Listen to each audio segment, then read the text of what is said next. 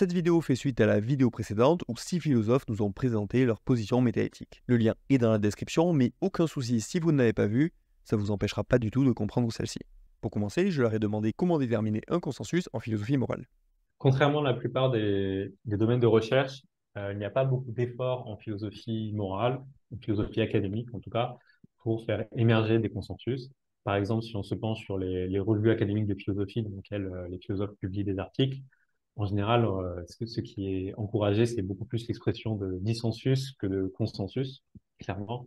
Donc, c'est pas du tout évident, il n'y a pas de méthode qui va de soi pour trouver les points de consensus éventuels en philosophie morale. Et d'ailleurs, c'est la même chose pour les autres domaines de la philosophie, en fait. Historiquement, la philosophie s'est un peu retrouvée avec les questions qui étaient les plus insolubles, celles sur lesquelles il était le plus difficile de faire des progrès. Et les questions sur lesquelles les progrès étaient possibles devenaient en quelque sorte des disciplines qui prenaient leur autonomie. Donc en philosophie, il reste que les questions un peu insolubles. Moi, je pense qu'il n'y a jamais de consensus en philo et que ça s'applique aussi à la philo morale en particulier. C'est juste dû au fait que la connaissance morale puis la connaissance philosophique plus généralement, elle est vachement plus difficile à acquérir que la connaissance scientifique. Tu sais, les scientifiques, ils ont quand même un genre de méthode sur lesquelles ils sont plus ou moins tous d'accord. Hop, on fait une hypothèse, on tire une prédiction de cette hypothèse, puis on va regarder le monde pour voir s'il est conforme à la prédiction. Bon, ben, en philo, on peut pas faire ça parce que nos hypothèses ou nos thèses, elles n'ont pas d'implication observable. Et du coup, on peut pas utiliser cette méthode-là. On n'est pas tous d'accord sur la méthode qu'il faut utiliser. Ça fait que c'est quand même assez mal barré pour obtenir des consensus sur des questions précises. Il n'y a pas de méta-analyse, je me suis dit, il y a pas mal d'études un peu sur les positions des philosophes. C'est quand même un truc que, on peut connaître les positions des philosophes. Il y a un sondage qui s'appelle Phil Piper Survey. Il y a eu 2 éditions de ce sondage-là à, je sais pas, une quinzaine d'années d'écart d'ailleurs. Le dernier, c'était en 2020. Et si tu regardes pour l'éthique normative, donc les grandes théories morales, il y en a en gros 3 principales, conséquentialisme, déontologisme et éthique des vertus. Les 3 théories avaient plus ou moins le même nombre de partisans parmi les experts en éthique. Donc, c'est vraiment difficile d'être plus loin d'un consensus. Après, si tu regardes les questions d'éthique appliquées, là, ça va un petit peu mieux. Je regardais pour l'éthique de l'avortement, tu avais quand même 9 experts sur 10 qui étaient favorables à l'avortement. Sur la peine de mort, je crois que c'était 3 sur 4 qui étaient défavorables. Et puis, sur le fait de consommer des produits d'origine animale, ou plutôt le fait de consommer de la viande en particulier, là, il y avait une majorité de philosophes qui étaient contre. Donc, 50 qui étaient contre et puis 35 qui pensent que c'est moralement OK de manger de la viande. Donc, c'est quand même une majorité, pas une forte majorité, mais une majorité quand même. Et ça, c'était parmi les experts en éthique appliquée.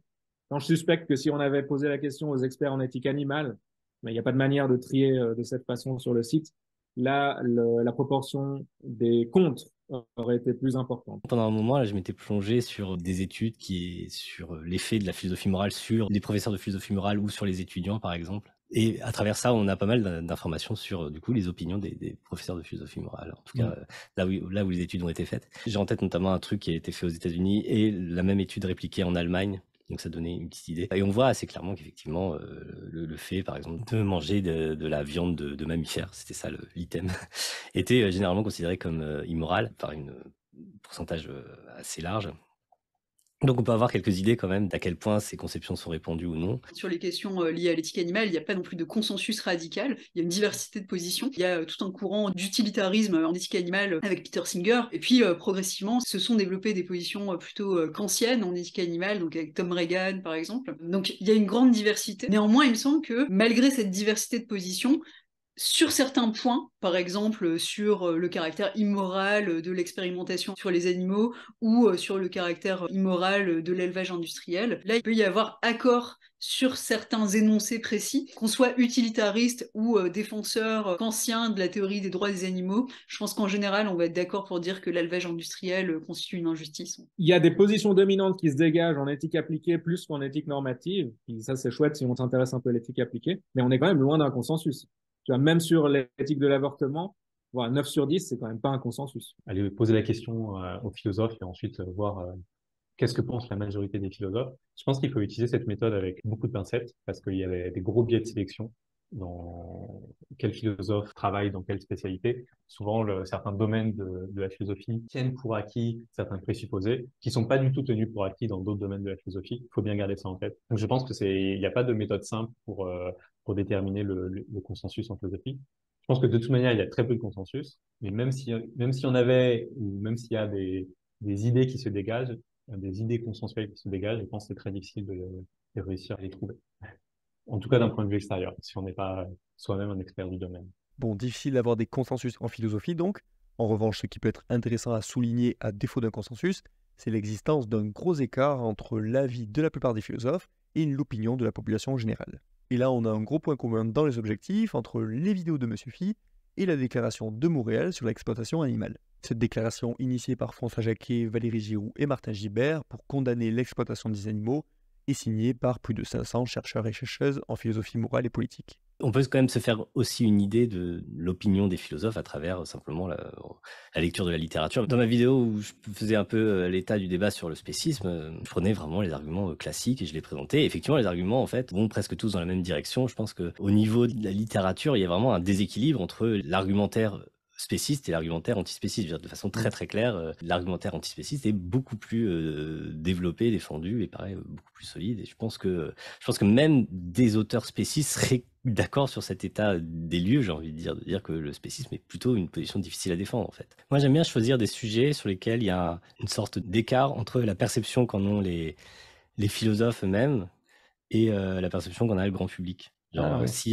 y a quelque chose, typiquement, je pense que l'antispécisme, c'est un bon exemple de ça, parce que c'est vraiment un point sur lequel les philosophes sont d'accord, au minimum, pour considérer ça comme un énorme problème moral. S'il y a un consensus, c'est vraiment que c'est une question morale importante, en tout cas. Je pense que tout le monde serait d'accord avec ça, même les quelques spécistes, pour dire que c'est pas une question à prendre à la légère, tandis que dans le grand public, ça évolue, mais pendant longtemps, c'est presque un sujet de blague, quoi. Ceux qui se soucient des animaux, ça limite, ça fait rire, quoi.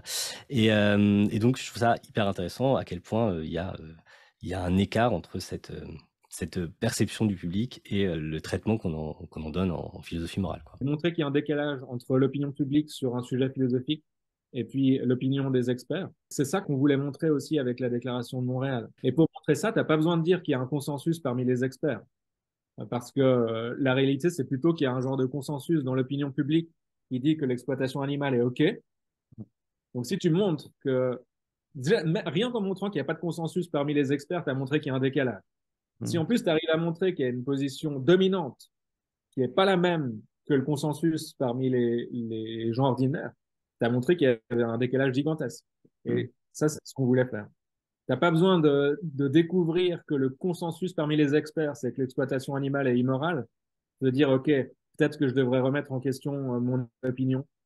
Si c'est déjà une position dominante, ça devrait suffire épistémiquement à te dire, OK, peut-être que je me trompe. Par exemple, quand j'ai fait une vidéo sur l'héritage, sur les problèmes de justice que pose l'héritage, je trouve ça très intéressant parce que c'est typiquement un problème du même genre, c'est-à-dire qu'il y a une perception dans le public, on pense que l'héritage est tout à fait naturel, bien et juste, etc. Alors que très clairement, et pas seulement en philosophie, en philosophie, en économie, tout le monde considère que non, il y a un énorme problème avec l'héritage, que d'un point de vue de justice, c'est très difficile à justifier l'héritage en fait.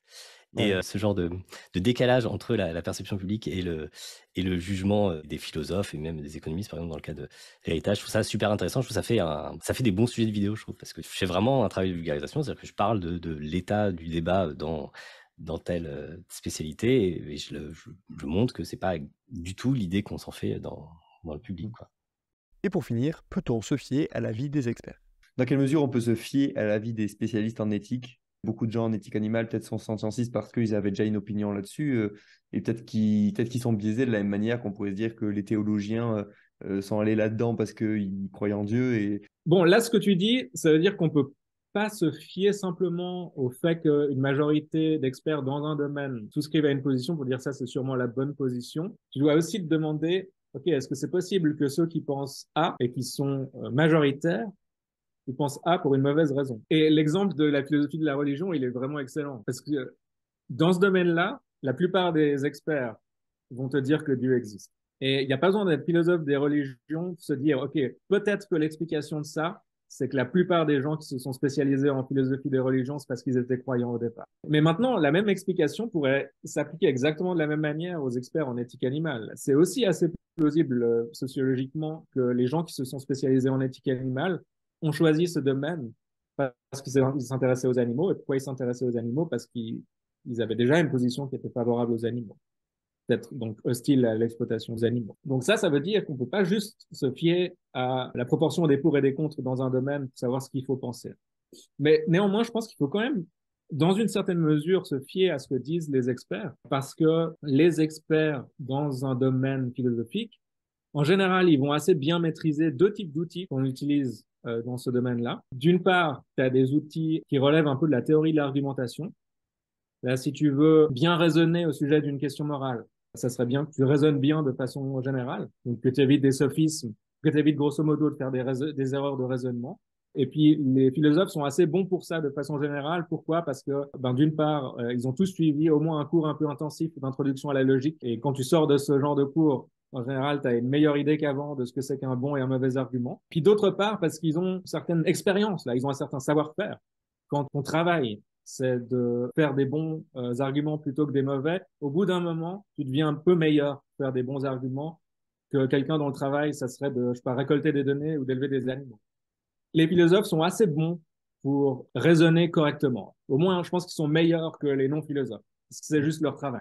Ça, c'est un outil qui est super important pour avoir une opinion un peu informée et qui a des chances d'être correcte sur une question éthique. Puis le deuxième point, c'est que de manière générale, là, il faudrait écouter sur un sujet les gens qui connaissent un peu la littérature sur le sujet. Si tu connais pas la littérature en philosophie de l'esprit ou en philosophie de l'identité personnelle, les chances sont assez fortes que la première idée qui te vient à l'esprit, ce soit juste n'importe quoi. Donc c'est important pour que ton avis là, il ait une espèce de valeur probative, que tu aies une connaissance de ce qui s'est dit ou ce qui s'est écrit sur le sujet. Ça s'applique à l'éthique en particulier. Puis là aussi, les philosophes sont en général un peu plus forts que les non-philosophes. Leur métier, c'est au moins en partie de lire ce qui s'écrit, puis d'aller à des conférences, de discuter avec d'autres philosophes. Donc, ils ont une bonne connaissance de l'état de l'art en philosophie. Et ça fait aussi que leur avis est en général plus fiable que l'avis d'un non-philosophe. Donc, pour ces deux raisons, moi, j'aurais tendance à dire, c'est sûr que les philosophes ont pas toujours raison. Puis une preuve de ça, c'est qu'il y a quand même pas mal de désaccords parmi les philosophes. Mais néanmoins, ils vont éviter de raisonner n'importe comment, ou au moins ils raisonneront en principe un petit peu mieux que les non-philosophes. Et puis, ils vont éviter de faire appel à des arguments qui ont été réfutés depuis longtemps, ou de développer des positions contre lesquelles il y a des objections qui existent depuis longtemps dans la littérature. Donc, pour ces deux raisons, je pense que c'est quand même rationnel d'écouter ce que disent les experts. Mais idéalement, ça c'est ce qu'on disait avant, il faudrait écouter le maximum d'experts ou alors regarder ce qui se passe dans les sondages du genre de celui de Phil Papers. Ce genre de sondage, là, c'est pratique parce que ça te donne une idée quand même de, OK, si la proportion d'experts qui sont favorables à l'avortement, c'est 9 sur 10, ça te donne quand même une raison de penser que oui, l'avortement a l'air d'être moralement OK. Et puis sur la consommation de viande, ben, on n'est pas à 9 sur 10, mais on a quand même une majorité d'experts qui pensent que manger de la viande est immoral. Si tu ajoutes à ça qu'il y a quand même des explications de pourquoi ceux qui sont favorables au fait de consommer de la viande pourraient être favorables, qui n'ont rien à voir avec le fait que c'est moralement OK, du genre la dissonance cognitive, je peux te dire, OK, on a une majorité de philosophes qui sont contre le fait de consommer de la viande, une minorité qui sont pour, et puis cette minorité, on a des raisons de penser qui sont peut-être pour des mauvaises raisons. Donc là, ça te donne quand même une idée de, OK, peut-être qu'il faudrait plus écouter ceux qui sont contre, qui sont de toute façon majoritaires, que ceux qui sont pour. Mais si tu n'as pas accès à ce genre de sondage, c'est pour ça que ce genre de sondage est important. Si tu n'as pas accès à ce genre de sondage, mais tu entends juste un expert qui te dit A et un expert qui te dit B, c'est hyper difficile en tant que non-expert de te faire une idée. Le mieux, c'est de faire soi-même un peu de philosophie.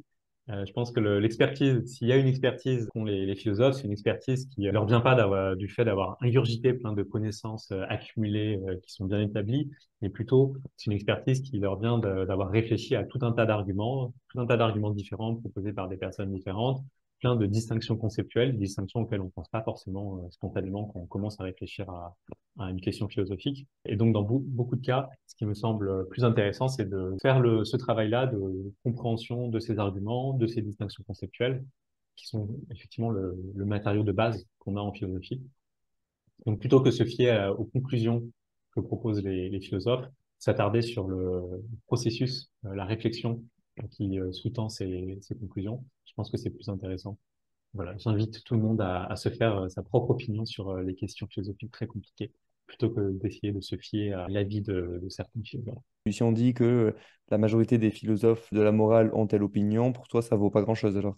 Pour moi, ça vaut pas très, ouais, pour moi, ça vaut pas grand-chose, D'accord. effectivement.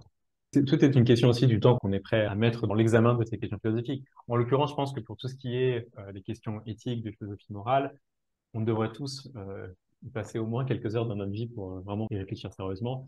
Et à partir du moment où on décide d'y réfléchir sérieusement, je pense que ça vaut plus le coup de d'emblée commencer à s'intéresser aux différentes théories, commencer un peu à comprendre c'est quoi les différentes options qui ont été proposées, comprendre ensuite les principaux arguments qui ont été proposés, plutôt que juste s'en remettre à une sorte de consensus qui me semble difficile à trouver et ouais, peu fiable.